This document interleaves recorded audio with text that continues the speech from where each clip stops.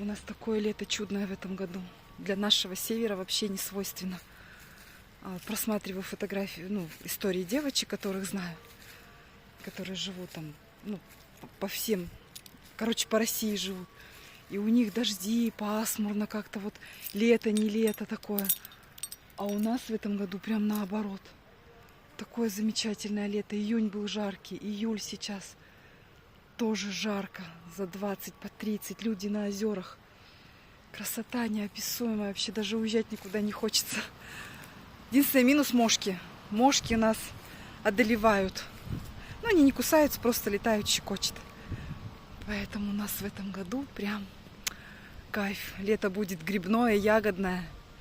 Сейчас земля нагреется, потом немножко дождей и грибы пойдут. А мы будем в отпуске в это время. Уедем отсюда. Может, получится, грибов тоже насобираем. В общем, северяне в кайфе от того лета, которое у нас в этом году.